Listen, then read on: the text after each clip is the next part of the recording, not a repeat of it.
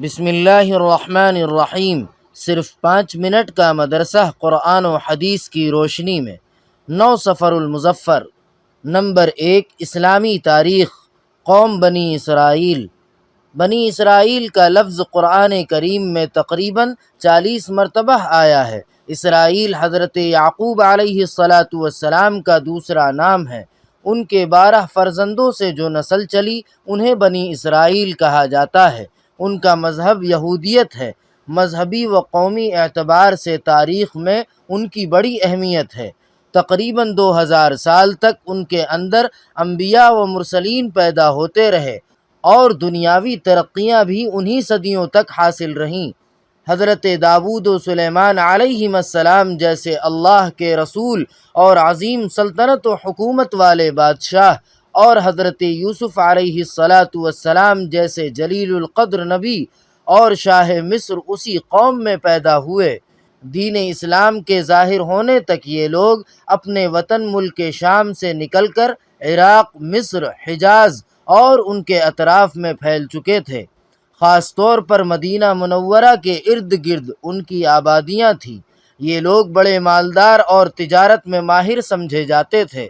اللہ تعالیٰ نے قرآن کریم میں بار بار ان پر اپنے خصوصی انعامات کا تذکرہ فرمایا ہے۔ ساتھ ہی ان کی بداعمالی، بدعہدی، مسلمانوں اور اللہ کے پیغمبروں کے ساتھ ان کی بدسلوکی اور دوسری بہت سی خرابیوں کا ذکر کیا ہے اور انہیں اپنی حالت درست کرنے کا حکم دیا ہے۔ نمبر 2، اللہ تعالیٰ کی قدرت۔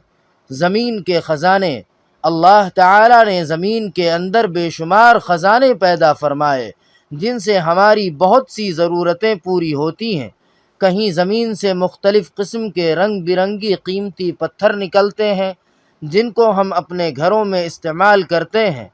کہیں کوئلہ نکلتا ہے جو جلانے کے کام آتا ہے، اور کسی جگہ سے پٹرول نکلتا ہے جس سے بڑی بڑی مشینیں، ہوائی جہاز، ریل گاڑی اور دوسری سواریاں چلائی جاتی ہیں۔ اور اسی زمین سے سونا چاندی بھی نکلتا ہے جن سے زیب و زینت کے لیے قیمتی زیور بنایا جاتا ہے، اور پھل فروٹ پیدا کیے جو انسانی جسم کو طاقت بخشتے ہیں۔ زمین کے اندر اتنے سارے خزانوں کا پیدا کرنے والا کون ہے؟ یقیناً یہ اللہ تعالیٰ ہی کی ذات ہے۔ نمبر 3، ایک فرض کے بارے میں۔ جماعت سے نماز نہ پڑھنے پر وعید۔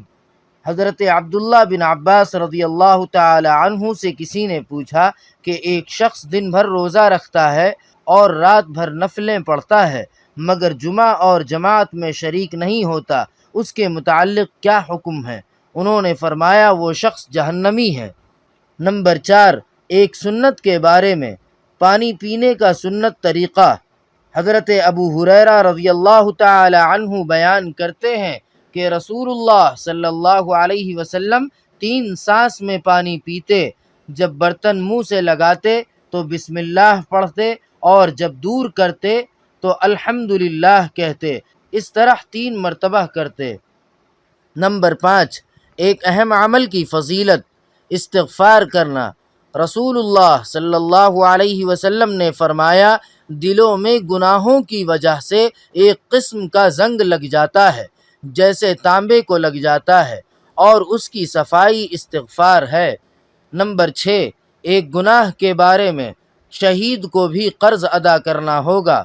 رسول اللہ صلی اللہ علیہ وسلم نے فرمایا اس ذات کی قسم جس کے قبضے میں محمد کی جان ہے، اگر کوئی شخص اللہ کی راہ میں مارا گیا پھر کچھ دیر زندہ رہا اور قرض نہ اتارا تو جنت میں داخل نہیں ہوگا جب تک کہ اپنا قرض نہ اتارے۔ نمبر 7، دنیا کے بارے میں۔ دنیا سے محبت آخرت کی بربادی۔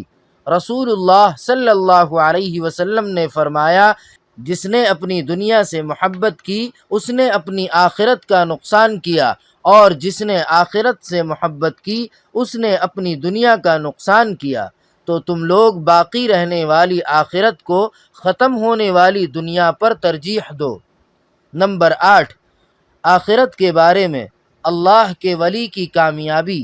قرآن پاک میں اللہ تعالیٰ فرماتا ہے سن لو جو لوگ خدا کے دوست ہیں ان کو نہ کسی قسم کا خوف ہوگا اور نہ وہ غمگین ہوں گے۔ یہ وہ لوگ ہیں جو ایمان لائے اور گناہوں سے بچتے رہے، ان کے لیے دنیا اور آخرت کی زندگی میں خوشخبری ہے۔